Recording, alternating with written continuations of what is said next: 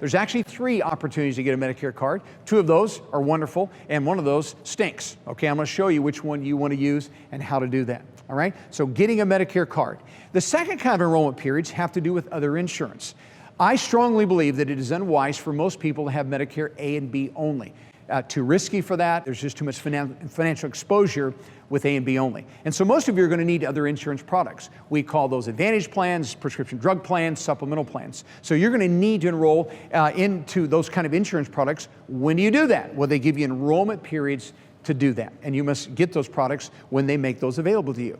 So my point is this, we have different enrollment periods. One is getting a Medicare card, and one is getting insurance coverage. So right now I'm going to deal with getting the card. All right, because you want to get your Medicare card at the right time. And so there's actually 3 opportunities to get a Medicare card. Now, by the way, this is screen only, so I wouldn't even worry about putting this in your notes because I'm going to elaborate on this in just a minute. But number 1, we have an initial enrollment period. We have a special enrollment period. These are all given these acronyms, IEP, SEP, and GEP.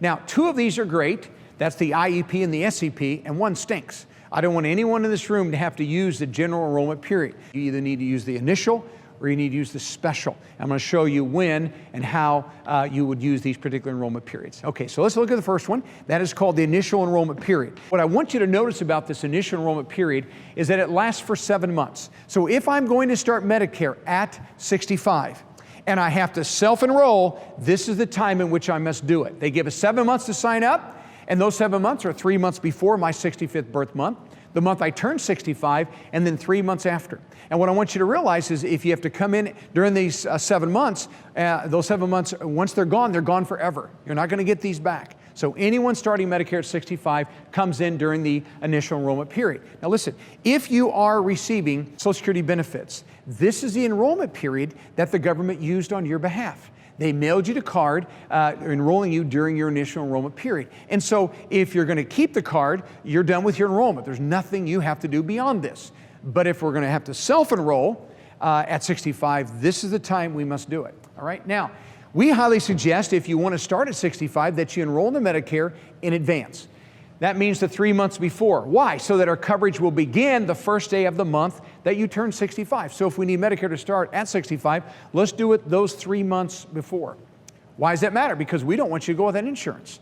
At our age, frankly, it's a little risky today to have gaps in your coverage. All right, now, this again is in the screen only. And what this is an illustration of someone who is turning 65 in the month of February, okay? And they're going to start Medicare at 65. So they have this 7-month window. There's the 3 months before, the month they turn 65, and 3 months after. And so if we enroll the 3 months before, which in this example would be November, December, January, Medicare starts right when you want it to, February 1, your birth month. Right? But if you enroll in a Medicare on your birth month, now they're going to start you in March. They're going to put you off a month. If your birthday's in February and you enroll in a Medicare in March, now they're going to skip April. Now you don't have coverage till May. So what's happening? If you wait a month, they put you off 2. If you wait 2, they put you off 3. If you wait 3, they put you off 3 more months. And so we want to make sure if we want to begin on our birth month, we're doing it in advance, lest our coverage will be delayed. Now, this is the very first sheet that is stapled together, or it's your blue sheet in your packet. Now, let me tell you about this document. We designed this for our workshop. It's very simple, but it's very important because what this is going to do is going to show you what to do and when to do it.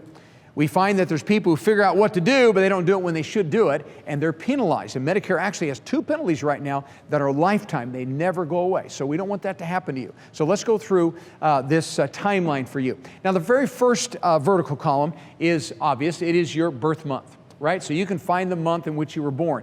Now, I got a question for you. If your birthday is May 1, is this your timeline? It's the answer. If May 1 is my birthday, will this be my timeline? The answer is no, because they're going to move you to the previous month. Your timeline will actually be April. But if I'm born on the 2nd day thereafter, that would be your particular timeline here. All right, so that's birth month. Let's go look at the next column. If enrollment into Medicare is automatic, someone tell me what group of people are automatically enrolled into Medicare? What group? Anyone that's receiving Social Security or retired from the railroad. Okay, you're automatically enrolled. There's nothing you have to do. Okay, they'll put you in that system. All right, so the question is, when is the card going to show? Well, notice, if my birthday is in May, my card is going to show up any day now. If my birthday was in April, your card should have already arrived in the month of December. I'll guarantee you there's a couple of you already looking at this chart and you're a little troubled. It looks like you should have your card, but you don't. And just so you know, this happens all the time. So what has happened, one of three things has occurred if you should have your card and you don't. Number one, they could have mailed it to the wrong address. If you have moved recently and you've not updated your address with them, then it could have mailed it to the wrong address. It was probably returned to sender. Now the second reason is the most common, that is you threw it away. Anyone getting any junk mail right now? Lots of it. And so you had no idea it was coming. You're tired of all the Medicare literature and all the junk mail, so you threw it in the trash.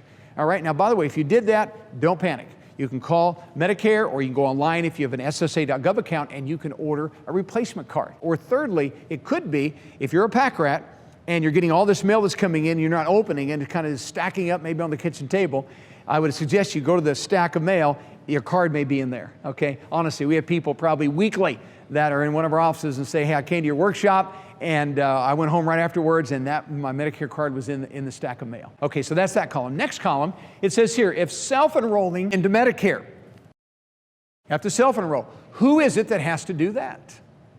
Come on. That's right, anyone not receiving Social Security who has to start Medicare at 65. You're gonna have to raise your hand, you're gonna have to self-enroll. Now, may I remind you who you are. You're turning 65, we're on a retiree plan, we're on a COBRA plan, or we're on some type of an ACA plan. You are gonna have to self-enroll. All right, and we talked about the process. When do you do that? Notice, if your birthday's in May, that system is not open to you yet. Birthday is in April, it opened up for you January 1. Why is that? Well, 11,000 people turning 65 every day in America. They tell us that 45% of those people are going on Medicare at first eligibility. Well, you do the math. That's 5,000 people coming into Medicare every day. That's a lot of people, right? 35,000 a week. And so they control the enrollment traffic flow into Medicare by allowing you to self-enroll 90 days prior to when your coverage begins. And just so you know, Social Security does the same thing.